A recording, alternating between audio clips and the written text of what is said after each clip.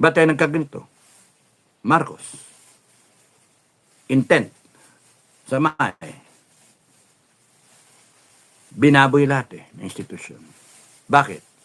Wants to remain in power. Wants to continue on with the plunder.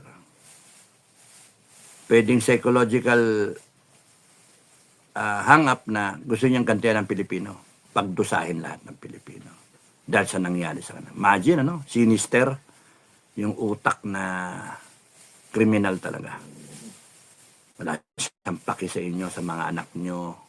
Wala siyang paki na mabaon tayo sa utang. May indicator 7 trillion na ngayon 4 years. And then, ang estimate niya, pagka sige pa tayo, kahit mataas interest, utang yan. Kasi lang pera Tapos gusto niya, yung legacy niya, puta yun yan.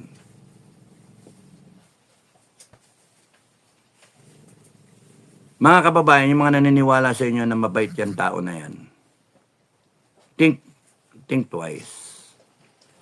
Paano magiging mabait yan? Paano magiging mabait yan? Yung nagpalibing sa tatay niya, kung mahal niya yung tatay niya. Pinalibing sa Bonifacio, Dibian ng Bayani, tapos gaganti niya surrender ka sa Hague. Tapos salita na salita, walang Hague. Hindi natin papatulan yung Hague. We have not a member already of the Rome Statute. Yan si Kay Bato, di ba? Wala, ngayon huli-huli na. Ano yan? Silent martial law? Babalandra sa inyo yan, babalik sa inyo yan ng taong bayan. Yung mga kagaguhan ninyo, wala, babalik yan. Kaya nga, just a matter of time yan. Impeachment is secondary. Ang pinakaano dyan is kontrolin nila yung Senado para yung investigasyon hindi mangyari. Because that's the only thing na magigiba yung ano na yan magigising ng tao Makikita talaga ebidensya. So sisiraan nila na sisiraan yung nag-attempt na nga silang takutin at bilhin yung mga witnesses, di ba? Let's see, that's exciting. Sa totoo nga lang, mas exciting yung yung investigasyon ng maleta ng 18 na Marines. Kasi itong impeachment, naman yan predictable yan nothing to worry kasi kung si Inday Sara not guilty, malalaman, lilitaw yan. Kasi kung talagang in-accord yung fair trial, lilitaw yan.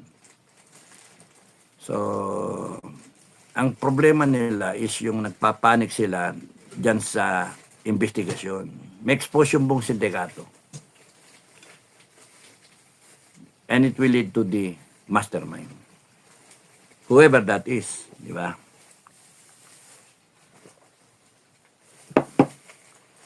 So, saan tayo ngayon? Get ready. Get ready. Watch, observe, but get ready.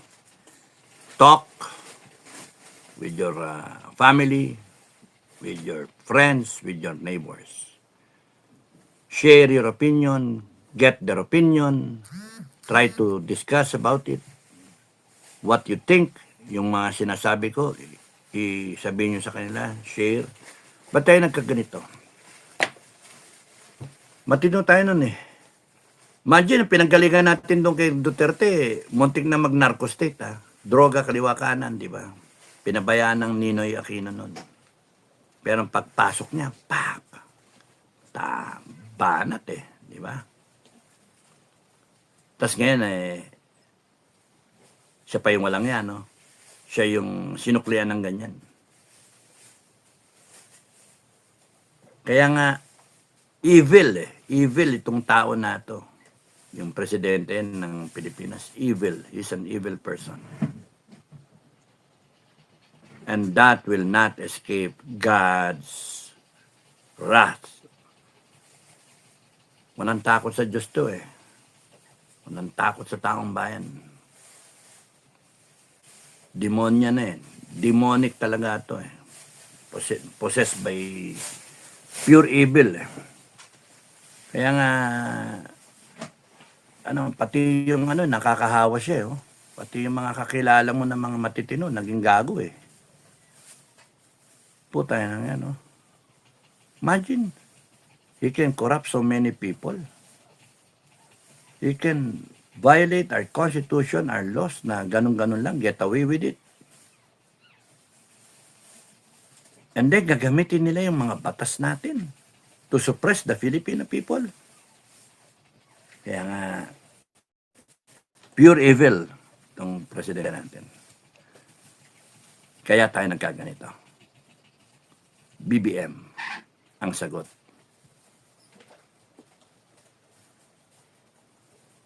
Hostile yung intent, evil yung intent. They don't care mabaon tayo sa utang. They don't care na wala namang magawa, daming pera. They don't care about the ghost projects. Pinipigil nila investigasyon eh. Kung totoong tao yan. Dapat ngayon, by now, maliwanag na. Sino-sino involved. Kung ikaw ang presidente, kung kayo ang presidente ng Pilipinas, di ba? Ang dali-dali, maglalagay ka lang ng, dapat ganito, may timeline, boom, boom, boom, boom, tapos nun.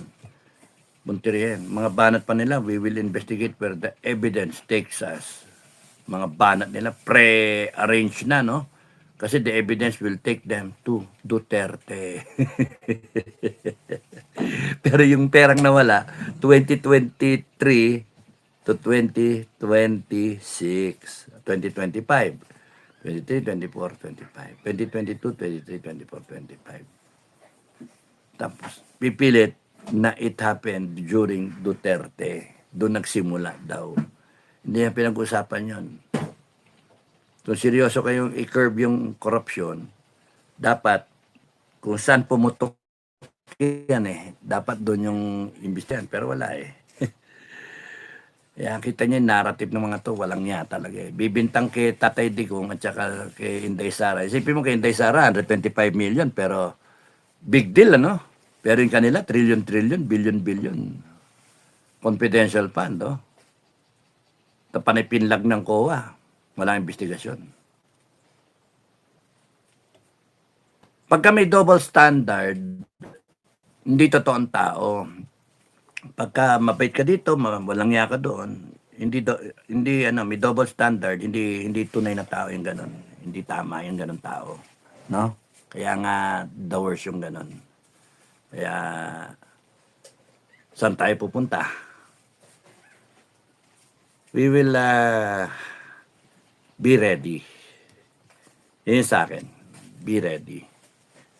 When the time comes that we have to exercise our sovereign will as a people, you're ready.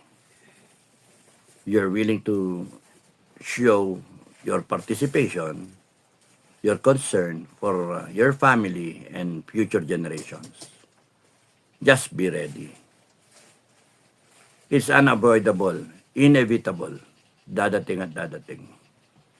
Whether may impeach si Inday Sara o hindi, or kaya yung kung ano may mga issues na okay, something happens to Digong, may trigger yan. Right now, we are in a room na puno ng gunpowder o gasolina. Isang ignition lang, isang posporo lang, mag-ignite buong kwarto. Yun yung situation ng Pilipinas, tingin namin, na handang-handa na yung mga tao na galit. Kasi nararamdaman nila na ngayon yung economic downturn. Nakaw lang silang wala silang paki. Yung mga business, nahirapan na. Wala, mabagal yung consumption ngayon. So, paano kung nagre-renta ka ng pwesto? Paano kung nagbabayad ka ng milyar sa bangko kung may loan ka? Hindi mo pwede sabihin sa bangko, time first. Hindi. Tuloy-tuloy yan. Kasi sila hard up din. Kaya nga, hinayaan kasi natin most of the Filipinos parang okay lang. Wala lang, ganun. That's why we deserve this country. isusubo nyo yung ikapwa nyo, pero yung sarili nyo, hindi nyo isusubo. Yun yung mahalaga. You think about it. Pangit yung Pilipino na mauna ka. Tapos kayo, nasaan kayo? When kailangan kayo nandoon, wala kayo. Kaya nga, not you. We, the Filipino people. Yun nga. Sabi ba sa preamble natin, sa Constitution natin, I, the Filipino people. I, the sovereign Filipino people. It is our country. It is our Constitution. It is our institutions. It is our future. It is our lives that we're talking of. Kaya nga, hindi kayo. It has to be we. See what I mean, no? It has to be we. Hindi pwedeng kayo lang. Kami lang. Dapat tayo. We. You want change, you want to end of all of this. End. It has to be we. Luzon to Mindanao. It is our country. Kaya nga dapat kalimutan na muna yung partido eh. Kalimutan. Let's see through this na as a Filipino. Let's unite because ginago tayo. I don't care kung mahal na mahal niyo si Marcos. Binoto ko nga yan eh. Pero sagutin niyo, bakit tayo nagkaganito? Duterte, Marcos, timeline, perang involved. Ano yung napatupad? Ano yung hindi natupad? Ayun yan, tupad-tupad sila. No? Kaya something is wrong with this president. Terribly wrong. And they will do everything to make sure that their objective is attained. Inday Sara is just a sort of footnote dun sa plano. Because you can get rid of Inday Sara, not only by impeachment. Sabihin niya, 2020, tatakbo. Pwede naman, hindi naman magkaroon ng eleksyon eh. Pwede nga i-disqualify, etc. Eh, ano nga, yung edad, di ba? I-disqualify siya. Malaman natin. Pero tatamaan sila doon. And pwede na mayamin ulit. For this time lang, para ma-disqualify si Inday, dapat 50 plus ang presidente. Imagine that. But anyway, yung titignan nyo, intent, kung ang tao masama na yung iniisip, binabalak, evil, mapapasama tayo. Ang advice ko sa inyo, just be alert, just be ready, prepare kayo sa real McCoy, sa real deal. Prepare kayo. Right now, wala pa eh. Pananorin niyo impeachment. Pananorin niyo investigasyon. And in the process na baboy yung impeachment, nabababoy yung Senado, nabababoy yung investigasyon, then probably there will be that spark that cannot stop the combustion ng lahat. Sabog eh. If you're not ready, if you don't talk to relatives, friends, neighbors, how can you be one? At least kung may kausap ka, sabi ko sa inyo, 5-5 kayo, di ba, sa pamilya, and then 5-5 rin sila, and then lahat kayo magkakasama. Then, you have that semblance of unity. Then, may puwersa kayo. You can stand up and be counted dun sa mga Pilipino na tatayo rin. We, as one, we, the sovereign Filipino people, na nakakaintindi kung ano talaga problema. Bakit tayo nagkaganito? Marcos kasi, he allowed this to happen. Kaya nga, kung kunyari sa private sector kayo, kahit saan kayo, pwede bang sabihin ng manager na wala akong kinalaman dyan? Kaya nga manager eh. In the same way that the Philippine president is the chief executive of the land. Siya yung pinakamataas na official na binoboto natin. Pwede niya sabihin ba na wala akong kasalanan dyan? Kapal ng mukha, di ba, ni Marcos? Kasi lahat na nangyayari, simula ng 2022 hanggang ngayon, siya may kasalanan. Kasi kung maganda lahat ang ginawa, siya ang dahilan. Ngayon, pangit yung nangyayari. Siya may kasalanan. Hindi siya pwede magugas ng kamay. Kaya isipin nyo, magaling ba si Marcos? O obvious na may problema? Nagkaroon na nakawan. Mga flood control projects, ghost projects, trilyon pinag-usapan. PCSO, binaboy, mga loto.